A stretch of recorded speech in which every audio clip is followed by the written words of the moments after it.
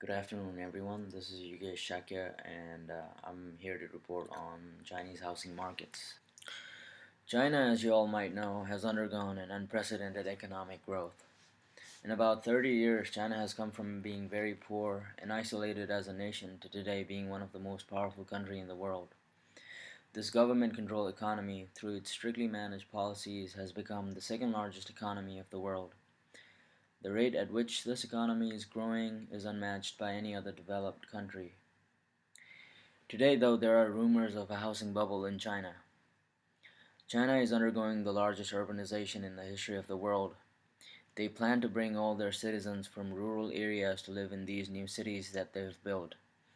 They assume that urbanization would drive up consumption and investment demand and create employment opportunities. However, their assumption has not quite been up to the mark. Housing prices are rising and are rising at an alarming rate. People who want to buy houses cannot do so because they are way too expensive. There are just too many empty apartments. A statistic states that there are about 64 million empty apartments in China. They have built some of the biggest malls, but they are unoccupied. Their cities are like ghost towns with all the infrastructure, but no one living in it. Well, if no one is living in these cities, why is China planning on building 200 more towns? China is a command economy. The government decides where to invest its resources. Chinese government has a GDP target, which is very unusual. To meet this GDP, there has to be domestic production. This is one of the ways that China increases its domestic production, by building these massive cities. However, this increased production is not very useful, because there is not much consumption. Sure, they are increasing the GDP, but the quality of GDP is more important than the quantity. To sum it up, their increasing GDP does not quite reflect the natural growth. The housing market has been termed a bubble by a lot of sources. Even the chairman of the largest residential property firm in China, Wang Shi, considers it a bubble that is set to burst. China has very few investment options. They don't trust their stock market. Even banking generates very low yield, and so many of them turn to real estate as investment option. A good portion of these empty houses are owned. However, most of them are bought for investment purposes rather than actual consumption. There are very few apartments that are occupied by the owners. As the price rises, consumption of these properties will keep decreasing. In economic terms, supply far exceeds demand. Considering this, if some owners decide to reduce the price, then this will create a huge unrest in the housing market, which would probably plummet the prices. This is where the bubble will burst.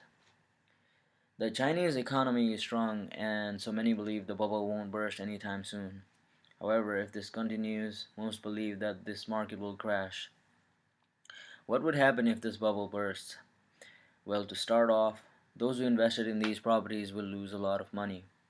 Among these are people who have invested their life savings or in some cases generations of savings. Along with this, the developers of these massive apartment complexes who have taken huge amounts of loans will suffer as their investments will not yield the profit they desired.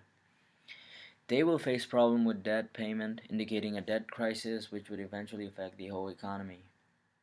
All the workers that have been working in these projects will lose their jobs. Also, thinking of this matter from a macroeconomic perspective, all the resources that China invested in this massive project, which could have been invested somewhere else, will have been wasted. What could they do to solve this problem? Well, first, they should try to increase their investment options. With very limited options, it's not a surprise people are investing so heavily into real estate. Also, the bank's interest rate could be increased. The current deposit rate of China is 2.25%, which is even lower than the inflation rate. Banks should be allowed to freely adjust their interest rates. This will create competition and increase the interest rate, creating an alternative form of investment. The Chinese housing market is a topic of discussion all around the world. Many fear that its consequences might be severe. The Chinese government is the only one that can act on this issue. They have to take some corrective actions to suppress this bubble before it gets too big, even for the government to handle. This is Yugesh signing off. Thank you.